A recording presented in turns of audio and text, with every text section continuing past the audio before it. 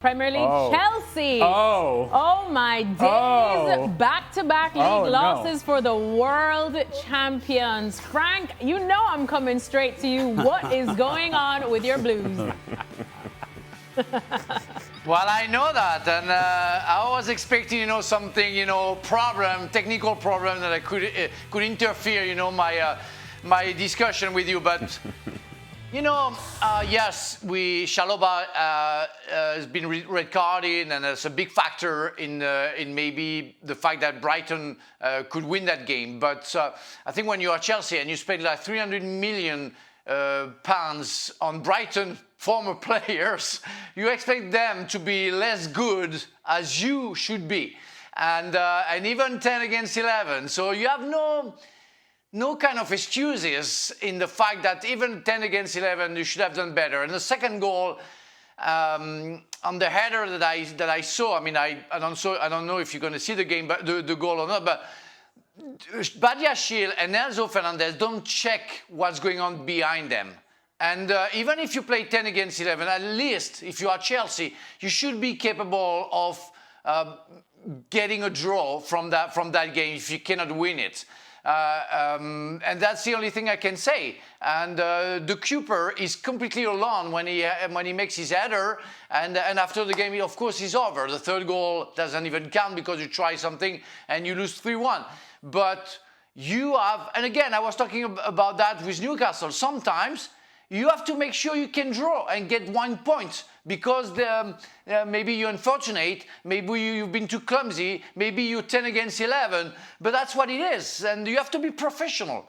And on that goal, some players were sloppy, and that's why you lose a game like that. But it's lots of defeats in a short time for Chelsea, so they have to react. Stevie, you watched this game closely as well. What went wrong for Chelsea? Well, they were absolutely cruising until they go down to 10 men.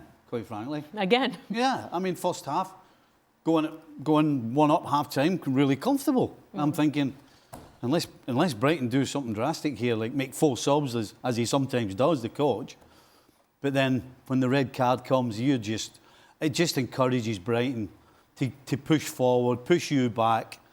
And we know Brighton, if they're on the game and their passing's right, they're going to hurt you, and they're certainly going to hurt you if they've got a man up. And so yeah, I mean, it kind of, when the equaliser came from Welbeck, it kind of felt inevitable. At the same time, Reece James, in my opinion, at 2-1, possibly should have had a penalty. Never really saw it again, but I thought it was a penalty. And then, of course, the Kuiper then finishes the game off. But again, to be honest, Chelsea's only got themselves to blame for going down to 10 men. Once again, for back-to-back games. Well, I tell you who has no blame on themselves.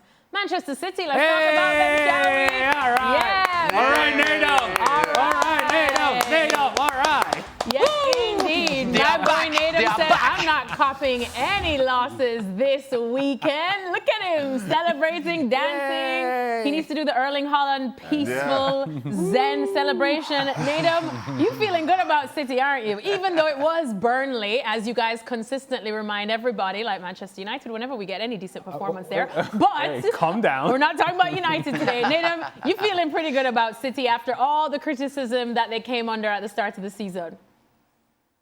Not necessarily feeling great about them, but I just feel like I can breathe now. I think now they've had a couple of better results, and obviously this one against Burnley is one that was very much expected, and if they didn't win in a significant manner, then there would be critiques levelled at them again. But the fact is, there are 1 or 2 players who are getting into form, one of them being a Phil Foden. You're looking at Doku starting the season really well.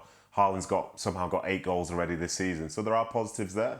I think Rodri being missing and potentially being injured is a concern, and other players in certain areas, but the fact is they're actually winning some games of football now, and it coincided with, say, Liverpool dropping points, so that gap all of a sudden doesn't feel as enormous as it did maybe a few days earlier.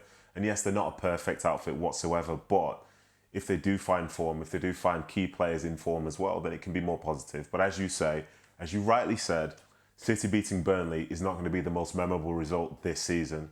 But the fact is, there's still a nice vibe and a nice little feeling going into the game against Monaco in midweek in the Champions League. I don't understand Nedum. I really don't.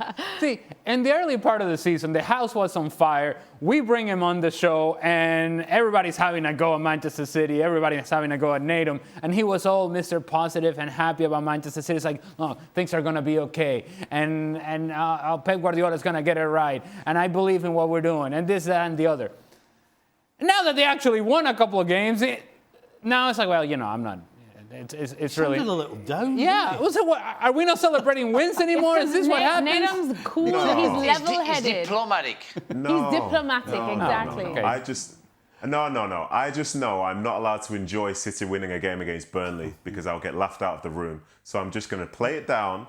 Hopefully, when they win another game, like unfortunately, I couldn't talk about that game against United, whenever that was. But in the future, should that happen again, please make sure I'm on and make sure Alexis is hosting. Okay. Oh, hold on. All right. I was giving you your flowers, Nedum. When have I ever laughed at you at Manchester City wins? Never. Because they have come thick and heavy these last couple of years, let me tell you. Hey, really, calm down. Sorry. Yeah, don't get involved. Stevie and Frank are the only ones rattled from copying elves this week. You're trying to prop up Manchester United now? Good luck with that. No, not propping up Man United. I'm just saying I would never get on Nedum's case. Okay. Ever. All right.